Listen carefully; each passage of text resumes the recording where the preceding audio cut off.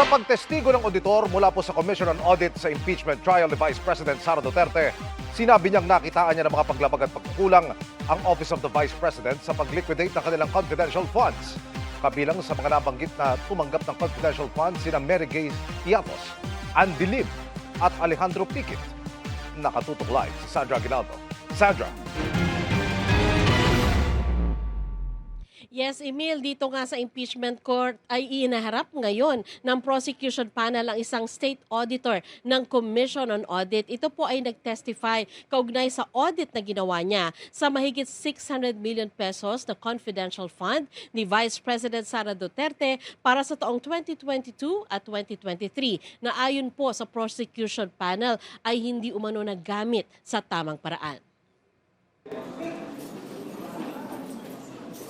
15 kahon na may markang confidential fund ang bitbit ng prosecution panel sa impeachment trial ngayong araw. Ang inupong testigo kaugnay nito, si Roderick Wamel, State Auditor ng Commission on Audit o COA, na siyang nag-audit sa paggamit ng pondo ng tanggapan ni Vice President Sara Duterte at ng Department of Education habang ito ay pinamumunuan ng bise.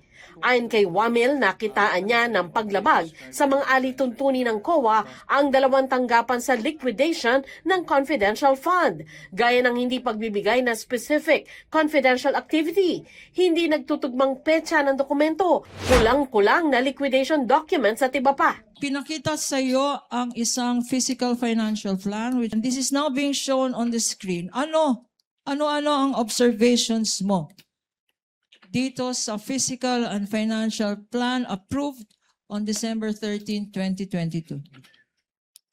Hindi po siya compliant to the joint circular dahil yung first column, which is the programs, activities and projects, hindi po in-indicate nung OBP yung kanilang specific confidential activities na kanilang paggagamitan ng confidential fund as required under Item 4.2 of the Joint Circular. Isa rin sa binanggit niya, ang 125 million pesos ng Office of the Vice President para sa huling quarter ng 2022 na ginastos aniya sa loob ng 11 araw. Bakit mo napansin itong period na to?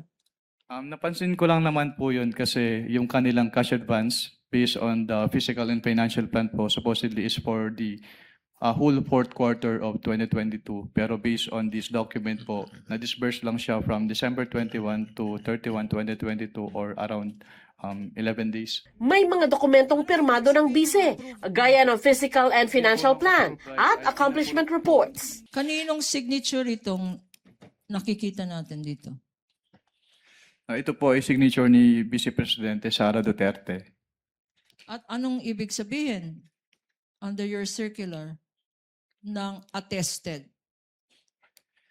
Ang ibig sabihin po ng attested ay kanyang kino-confirm at bine-verify na yung contents ng certification na ito ay totoo. Ang confidential fund ay pondong inilaan para sa confidential expenses gaya ng surveillance activities, pagbili ng impormasyon, pagbibigay ng reward sa informante, pagbabayad sa safe houses at iba pa. Matapos makita ang mga paglabag, sinabi ni Wamil na nag-submit ang OVP ng revised accomplishment report. Pero may nakita pa rin ilang gastos na hindi pinahihintulutan.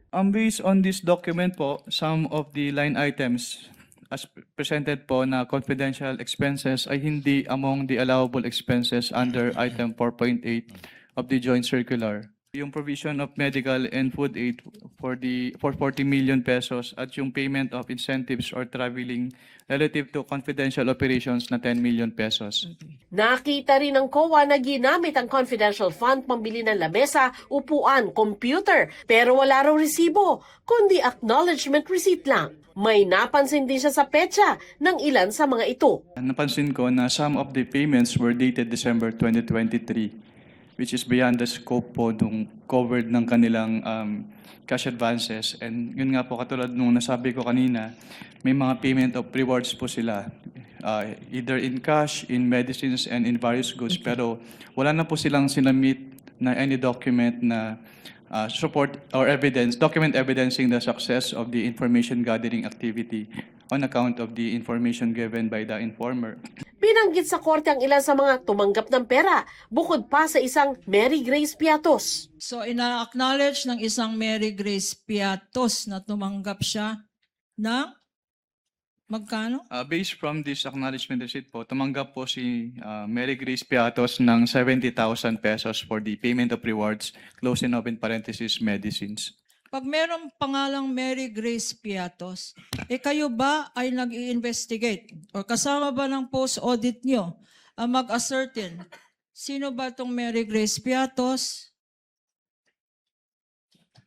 Since what we do po is compliance audit, so ang nagiging basehan lang po namin ng audit ay kung ano yung nakalagay or piniprescribe ng Joint Circular 2015-01. Pero dun sa Joint Circular naman po kasi, hindi naman nakalagay doon na kailangan tingnan namin yung recipient ng payment. In the name of Odi or Andy C. Lim for 50,000 pesos.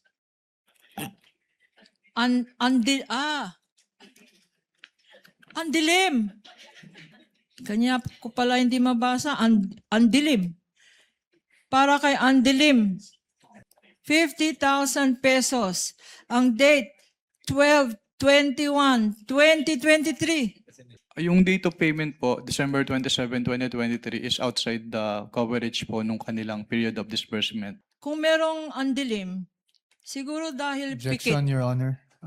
I'm sorry, but I've been giving leeway to opposing counsel, but I think she's been coloring, the contents of the documents more than what is shown in Your the Honor, I'm document just reading. It itself. says here. And No, counsel Your can Honor, It says andilim. And the next one, maybe you will object again. It's Alejandro A. Pikit. I was gonna say, kanya siguro madilim. May pikit ang mata. Counsel for the panel of prosecutors, I think you know what the counsel for the respondent is talking about. Yes. Kindly proceed accordingly. Nang sumahin daw ito ni Wamil, lumabas na ang halagang nakasaad sa acknowledgement receipts, sobra sa nakalagay sa acknowledgement report ng OVP. Magkano ba ang binigay na confidential funds? Based on the documents submitted to ICFAO, 125 million pesos po. May discrepancy. Hindi tugma, 150,000 na butal. Based on the documents po, yes, may discrepancy po yung acknowledgement receipts and the accomplishment report. Emil, bukas ay inaasahan na sasalang sa cross-examination ng abogado ni Vice President Sara Duterte itong si Wamil. Pagkatapos po meron pa isang witness, isa ring state auditor ng Commission on Audit ang isasalang bukas. Emil? Maraming salamat, Sandra Aguinaldo.